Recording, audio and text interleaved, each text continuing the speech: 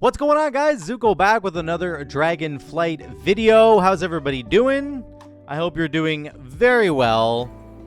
We are looking at Frost Mage today. We are continuing with the range series, and this is the last mage build that I'm going to end up doing. I've been learning so much about mage in the past 3 videos. You guys have taught me a lot in the comments down below. I had a one-on-one session with Hero the other day.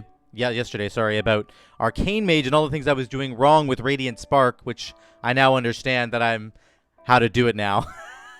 I feel like an idiot now, but somebody was saying in the comments yesterday, I forget who it was, but you said the exact same thing that Hero told me, which I was using Arcane missiles in the Radiant Spark window and didn't quite understand that that was absolutely the wrong thing to do. So the damage will be better for sure, and I will improve at this. I've really enjoyed my time with Mage, though, and I've also, including in the Frost stuff, I've got some dungeon footage I'm going to show you. So we're going to talk about the class tree, we're going to talk about the spec tree, the build that I actually ran here, then I'll get into the dungeon footage. You guys know the drill. This is what we're doing. So first and foremost, I think Frost Mage is the most consistent, has the most consistent DPS profile of the 3 mages. For sure. You're always able to basically be doing damage. As long as you have Frozen Orb up, that's basically all you need in a Mythic Plus environment.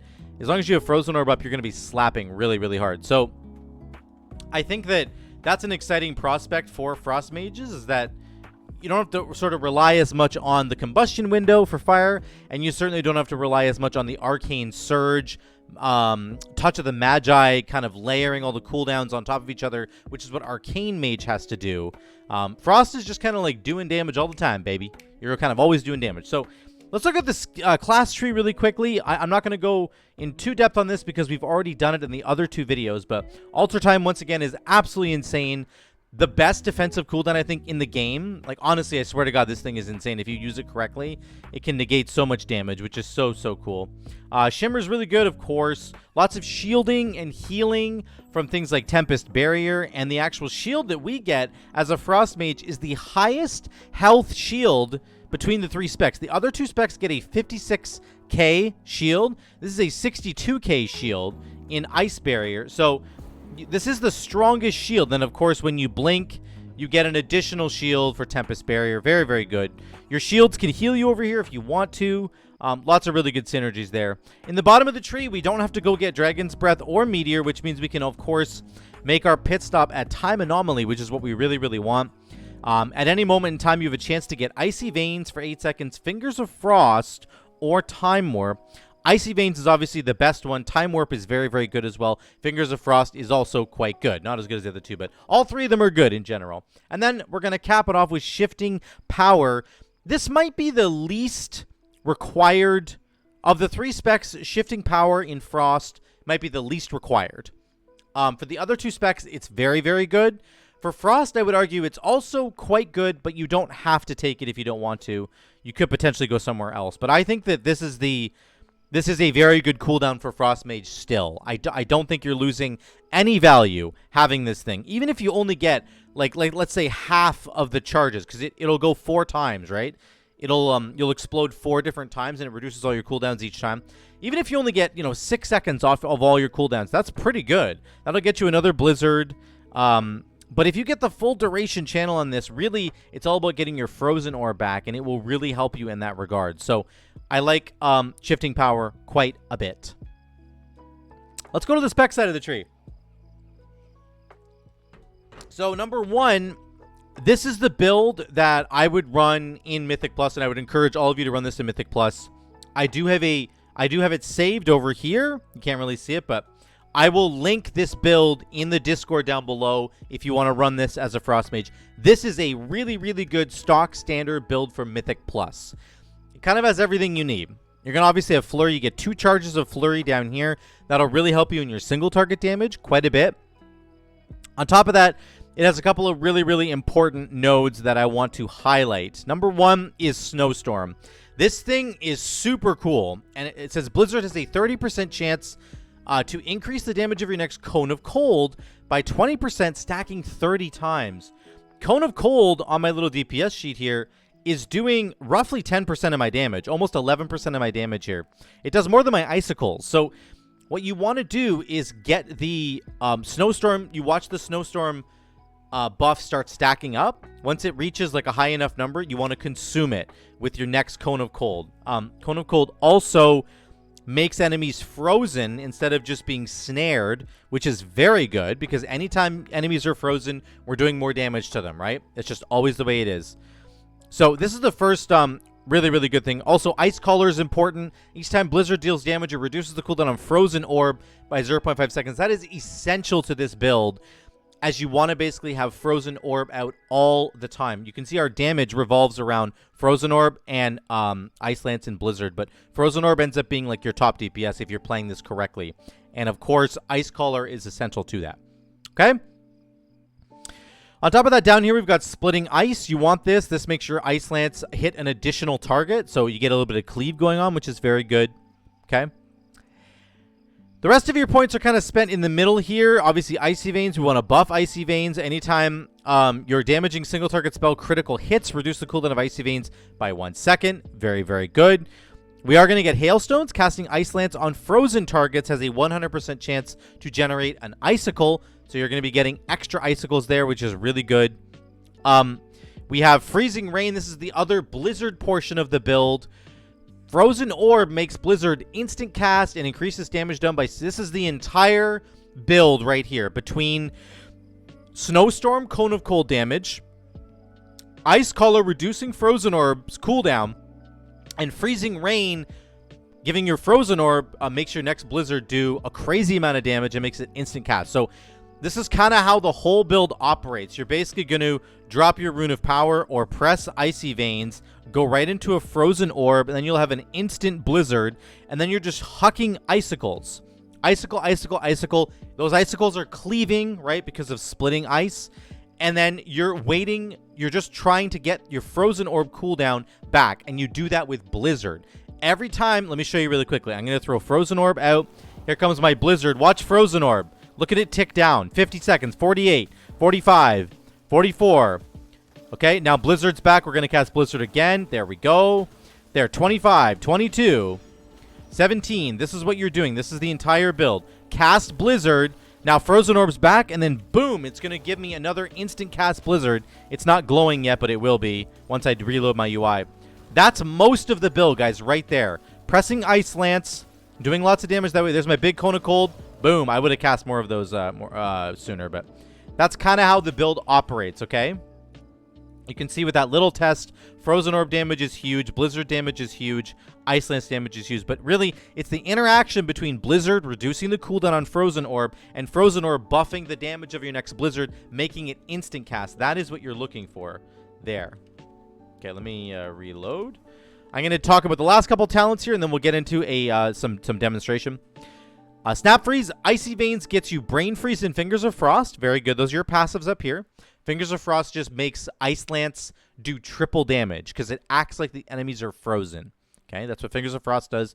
Brain Freeze says Frostbolt has a 30% chance to reset the remaining cooldown on Flurry. So you want to get one Flurry out before you press Icy Veins. So don't just start with Icy Veins, but you want to definitely... You could probably hardcast Blizzard. Actually, no, I wouldn't hardcast it. I would say just start with Rune of Power into Flurry into Icy Veins. Actually, don't Rune of Power. I'm so sorry. I am still working on this. I'm better at this than I used to be, but bear with me, Imani. Maybe you guys can tell me a rotation that you think is good. I think you do want to cast Flurry before you hit Icy Veins because it's going to give you a charge of Flurry. You don't want to waste that. Really, it's more Flurry's more about the single target damage anyway. While Frozen Orb is active, you gain Fingers of Frost every 2 seconds. This is another huge component of the build. You want to have as many Frozen Orbs out as possible because you're just going to be able to press Ice Lance over and over and over again, and it will act as though enemies are frozen, which gives you triple damage Ice Lances, okay? Finally, Chain Reaction.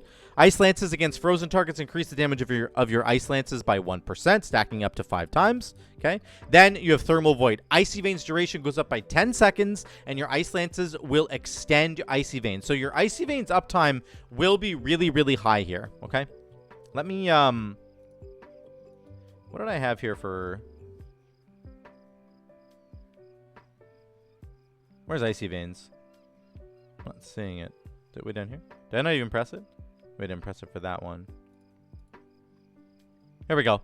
70% uptime on Icy Veins. This is kind of what you can expect, okay? Really, really outrageous amounts of uptime there. So let me show you the rotation, and then we'll get into the dungeon footage. Alrighty? Alrighty. So here's what you're going to do. I think you could start with Flurry into Icy Veins, but it might not actually be that important. But we're just going to try it anyway, okay? Icy Veins will give you a Rune of Power, so don't cast Rune of Power first.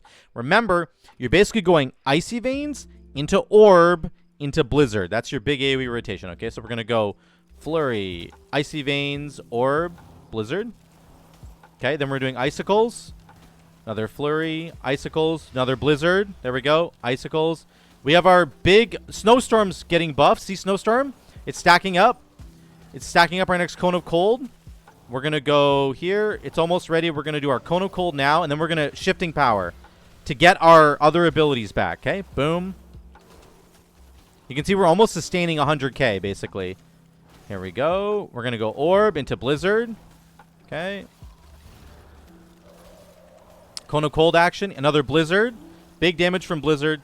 It's reducing the cooldown on Orb. That's all we really care about. Oh, I think I missed my... Okay. I'm going to freeze enemies, do a Cone of Cold. Orb into Blizzard. Okay, there we go.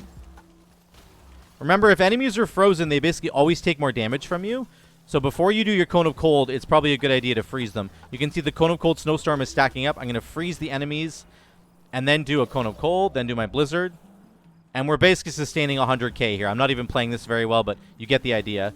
We're going to go Orb, Ice Lances into the free Blizzard, get our Rune of Power down. It's a very simple rotation. There's nothing too complicated about it. Okay, here we go. There we go. Another Flurry. Ice Veins is back. Let's do it. Do this. Probably did that wrong there, actually. I'm going to go Frozen Orb into Shifting Power. There we go. Boom. There we go. Lots of Blizzards. Lots of Blizzards. Frozen Orb's back. Let's do it. Okay, back to Blizzard again. And then you're just filling with Ice Lance. You're just filling with Ice Lance. Rune of Power into Blizzard. We're going to freeze the enemies, do Cone of Cold. Boom, there we go. Higher crits there. Okay, that's the build. Right there. That's it, guys. Look, we're sustaining 94k on 4 targets. It's crazy.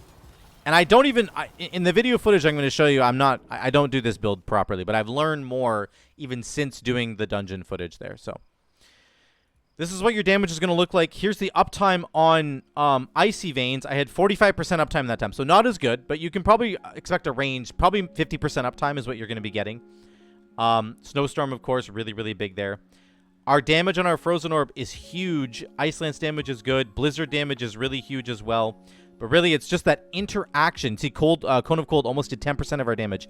It's the interaction between Blizzard and Frozen Orb. Blizzard will reduce the cooldown on Frozen Orb. That's what you're looking to do, and you're looking to just do that consistently over time, okay?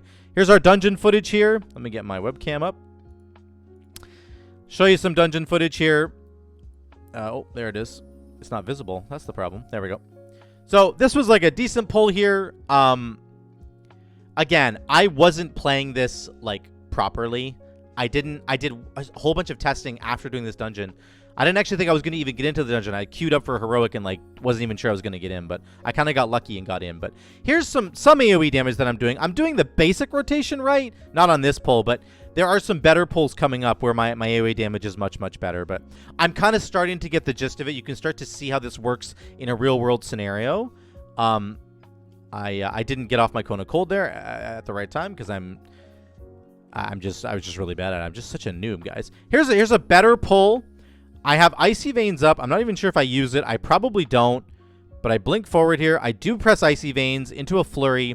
We're getting some damage out here, 30k, and then we get a big boost because of our Blizzard comes up. Big Blizzard comes up there, 60k, 67. You can see the damage just suddenly goes boom. We did 85k right there, and I still played it like absolute garbage. But that's the thing. You know, Frost is just always kind of doing damage. That's your damage profile. You're always kind of doing enough damage to make this stuff work. So that's what's really exciting about Frost, in my opinion, is that for the other two specs, particularly for Arcane Mage, if you screw up one GCD in your Touch of the Magi window, you're utterly screwed. Like, you're going to lose like 10 to 20k DPS if you mess up something. So if you don't do your, Radiant Spark window correctly by pressing Arcane Blast instead of missiles like I did 100 times, because this I'm an idiot. Like, if you kind of mess that up, you're just in so much trouble. Frost is just a little bit more relaxed on that front. There are really important things, like making sure you press Orb into Blizzard, making sure you stay on your Rune of Power, which is general mage stuff. This is always the way it goes. But it's much less punishing if you throw out a couple random icicles at like the wrong time. Like, there isn't really a way to screw Frost up, if that makes sense. So if you're looking to get into Mage and you haven't like ever played Mage before, but you're excited about it, start with Frost. This is a really good spec. I get over 100k right here. Look, 120k. This is me finally learning how to do the rotation properly in AoE, and I peaked at 120k there. So like, you can just see me getting a little bit better at it over time, which was kind of cool to see. But Orb into Blizzard. Here we go. Ice Lances, immediately up to 60k. I freeze everybody. Another Blizzard's coming down here. Yeah, I'm just getting better. Up to 85k on the rotation now. My gear is, of course, this is on the beta. This is just a heroic dungeon on the beta. This is not pre-patch. This is beta numbers. This is me with like mid-tier Season 1 gear. So just always keep that in mind when you're kind of assessing this. I think Frost is in a fantastic place in terms of its general numbers. This boss fight was really rough because I tried to put my Blizzard down and I failed miserably. But again, I think the single target damage, Frost could probably sustain almost 40k if you were playing it. If you're playing it really well. That might be actually a little bit too generous. Might be between like, it'd be just above 30k, I think, probably. Maybe 35k if you're lucky. Actually, probably between 35 and 40k if you're a good player, unlike me. So that's what I should say. Okay, that would be sort of a better single target number. Your AoE damage on every single pack can be between 80 and 100k. That's just what will happen, I promise you, if you're just playing it kind of correctly. This is this boss here. I'm going to skip ahead a little bit. Last couple AoE packs. Again, we get up to, I think, get a couple good Blizzards in here, 40k. You can just see I'm only doing 40k, but then once I get the right rotation, once I start doing it correctly, we just kind of spike up to 50, 60k. It's really, really cool. So, what do I think about Frost Mage? What are my impressions of this build? I think that it's in a really, really good place right now. I think it has some awesome combinations on the Blizzard Frozen Orb combo. You've got Ice Collar, which makes your Blizzard reduce the cooldown of Frozen Orb. You've got Snowstorm, which is buffing your next Cone of Cold, making it a really hard-hitting ability and very fun to play around. You've got all your Icy Veins stuff. You can extend Icy Veins to get 50, 60, 70% uptime on Icy Veins, which is really, really crazy. And then again, it really is all about Frozen Orb, which is the freezing rain talent, sorry, that makes your Frozen Orb, makes your next Blizzard do 60% more damage and instant cast. So I love how simple this build is to play. I love the interactions between Blizzard and Frozen Orb, and then you kind of fill with Ice Lance. Let me know what you guys think in the comments down below. I would love to hear from all of you guys on what you think about Frost Mage compared to the other two specs. What do you think about me and my dungeon footage here? And yeah, I just love to hear from all of you. So thank you guys so much again for watching. I love you all. I'll see you in the next one.